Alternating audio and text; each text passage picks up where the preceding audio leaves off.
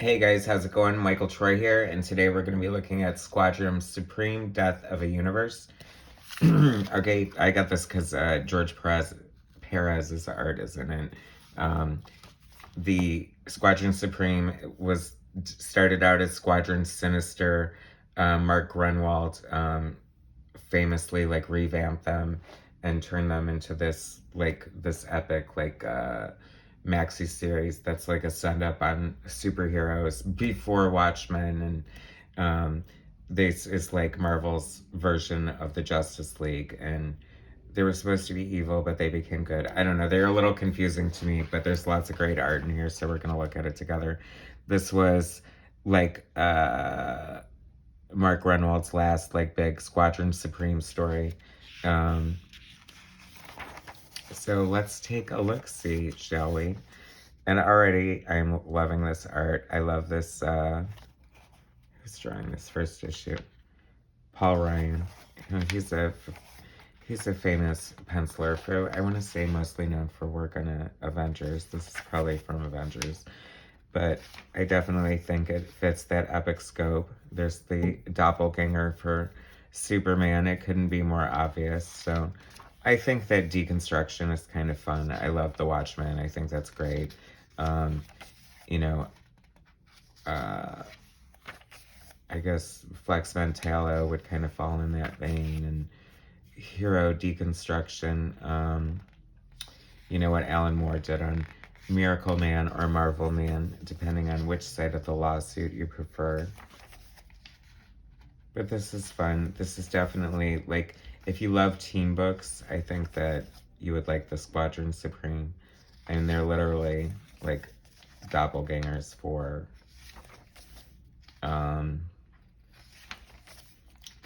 the Justice League. And I guess they're all, you know, you could interchange them with the Avengers at the same time if you wanted to, I suppose. There's definitely archetypes that exist in comic books.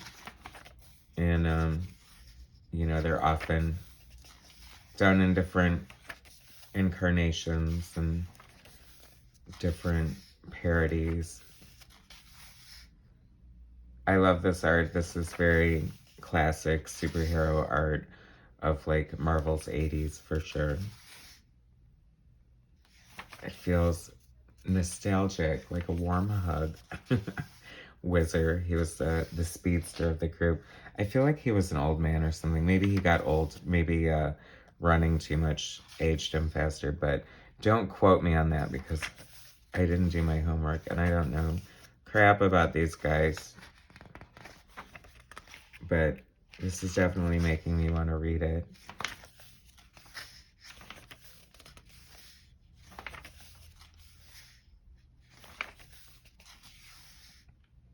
So many great epic Marvel characters.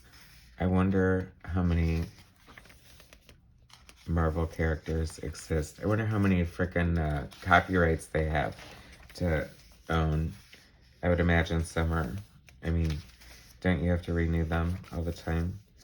And here we go. This is fun because I've often heard of Wayne Boring and just heard him referenced so often, but I'm not super familiar with his work, so I'm enjoying seeing it. But the only thing that takes away from it is Tom Palmer as the inker embellisher, and he's just way more of an embellisher, which means that he's gonna like finish it basically in his own style and bring a lot of his aesthetic to the work, which is great because I do love that aesthetic. Him and John Buscema worked together fantastically on Avengers for years, and I really love their work together. So I'm not hating it. It's funny, he also finished John Byrne on X-Men Hidden Years, which I need to cover.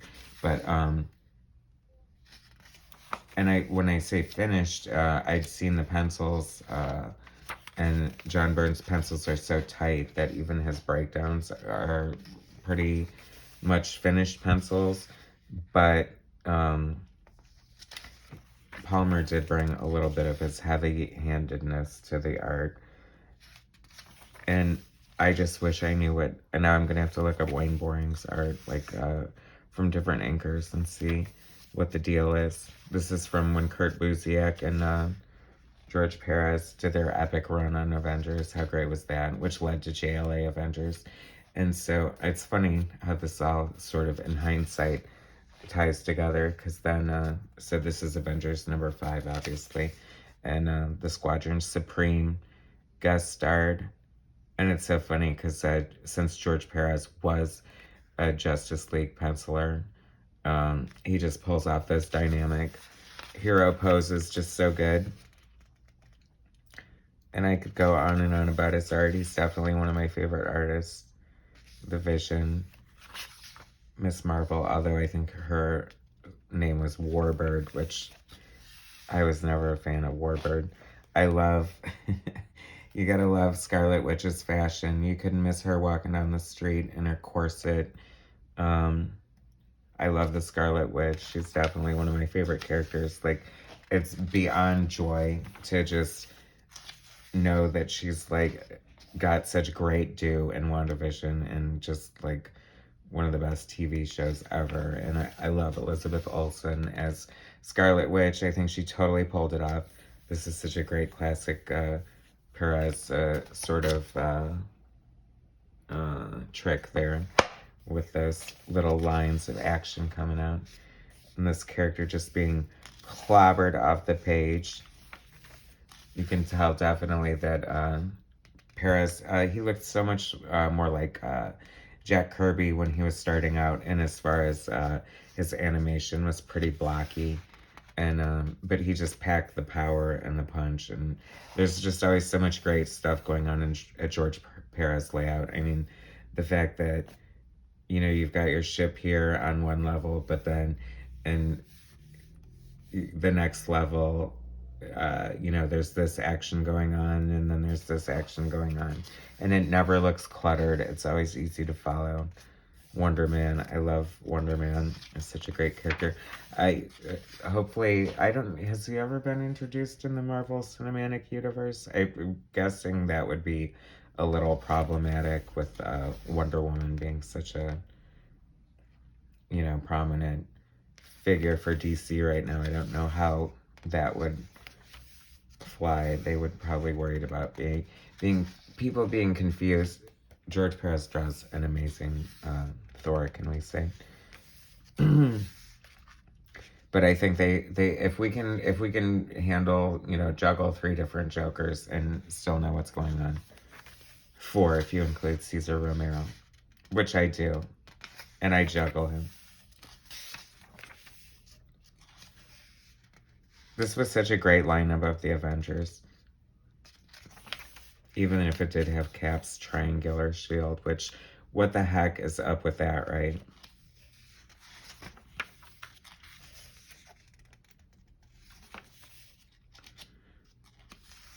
Epic team books like this, do they just exist anymore? Do they still have battles like this? I feel like the comic books are so boring now, and so, like, this is the real fantasy here. You know what I mean? Like, I don't want to see them on their cell phones. I don't want to see them have Instagram accounts. I don't want to see any of that crap. Superheroes didn't even have time to go to the bathroom back in the day, let alone play around on the internet. So, and here's from Avengers Squadron Supreme Annual 98. Carlos Pacheo. Pencils with George Perez inking. How cool is that? Great colors by Tom Smith.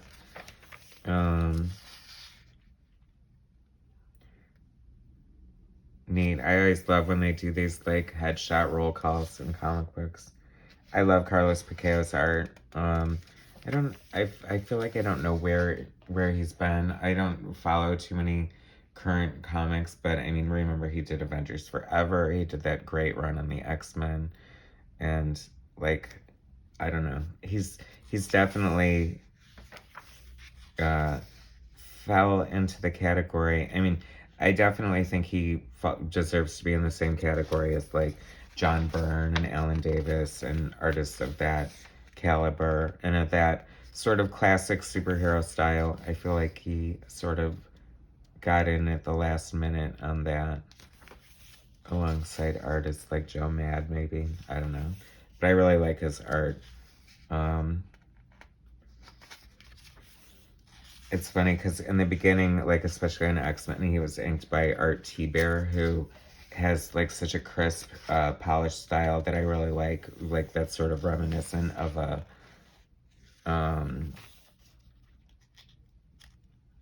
Terry Austin. I'm just remembering that Carlos also did a run on Fantastic Four that I really liked, if I'm not mistaken. What has he been working on, guys? Leave in the comments if you know. I want to catch up. I want to rediscover. I love his art. So good. It was so much fun when Firestar and Vance Astra were part of the team. I love that sort of dynamic.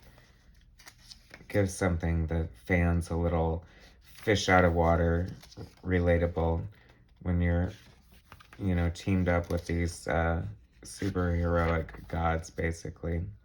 So anyway, Mark Gruenwald, after he passed away, the creator of Squadron Supreme, and they printed the trade paperback of Squadron Supreme, they infamously poured his ashes into the ink, and it's not even an urban legend. It's true. Isn't that crazy?